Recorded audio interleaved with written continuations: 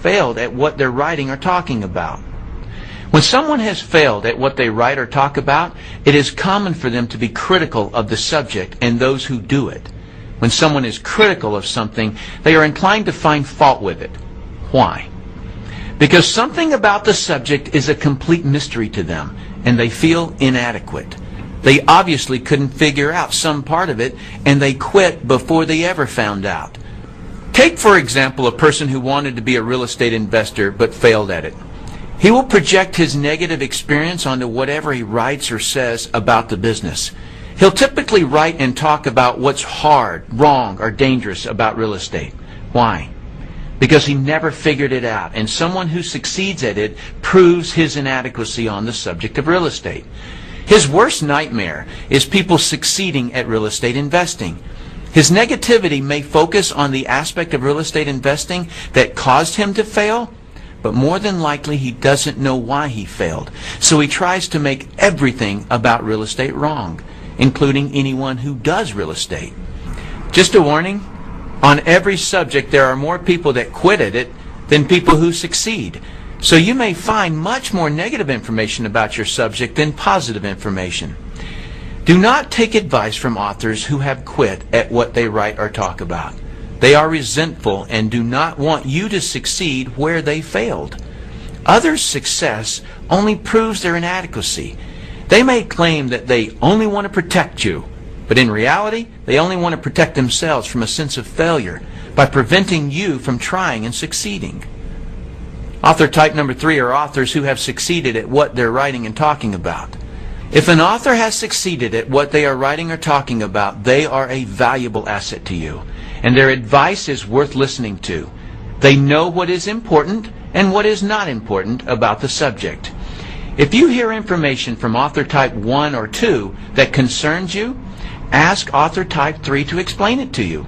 They will be able to explain things and categorize the information so that it's logical. Please note that there is a vast difference between someone who has been successful at their subject and someone who has been merely educated about it.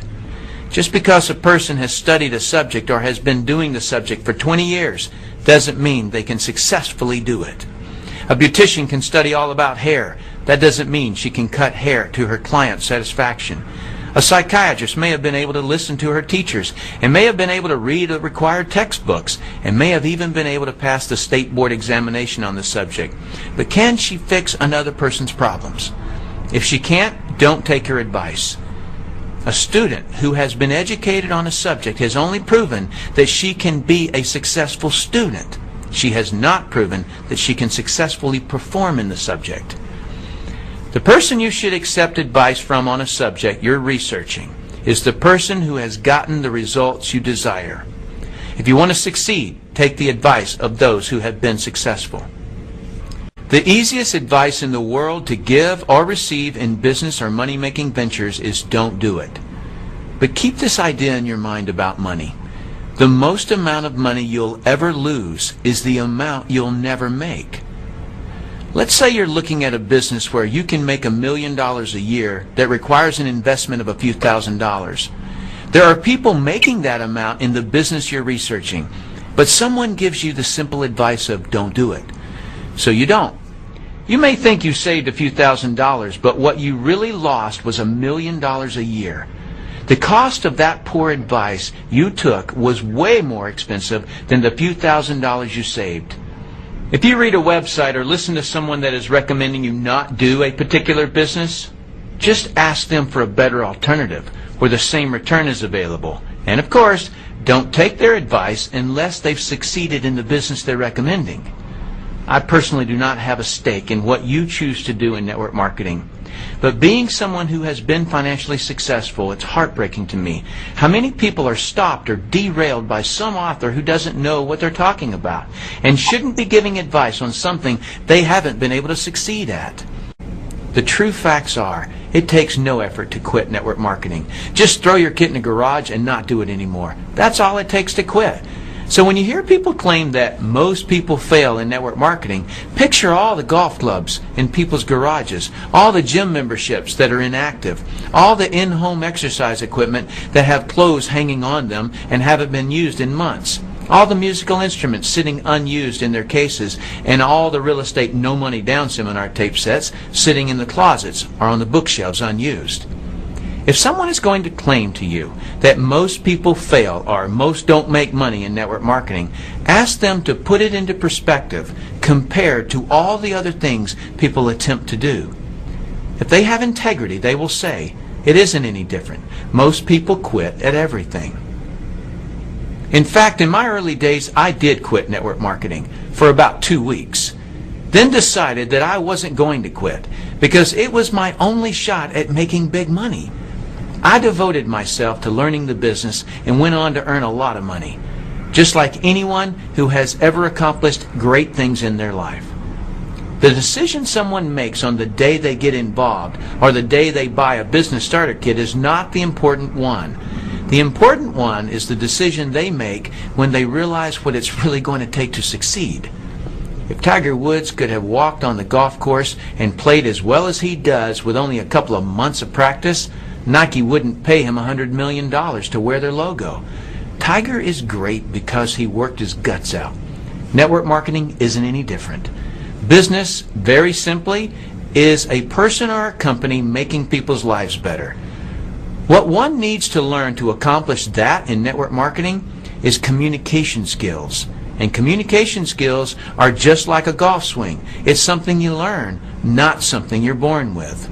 My point in having you visualize the word fail in quotes is that people don't fail at things. They quit before they've learned the necessary skills to do them. That's all. So quitting is not the same as failing. While I'm on this issue, let me also comment briefly on the claim your odds of making big money in MLM are slim to none. I'm sorry to be disrespectful to the people who make this claim, but this is an irrelevant claim. If I want to get fit, what are the odds that I actually will? Huh? That seems like an irrelevant question, doesn't it? Why? Because odds have nothing to do with me getting off the couch and tossing the potato chips in the trash. Odds are incorrectly used when performance can alter the odds. If I roll a die, there's no performance involved. So someone can say the odds of rolling a 3 are 1/6. Or if I flip a coin, there's no performance involved. The odds are 50-50. If I buy a lottery ticket, there's no performance involved. Therefore, odds can come into play. But if I'm trying to putt a little white ball into a hole on the golf course, there's performance involved. If I'm trying to build a business, there's performance involved, and odds are irrelevant.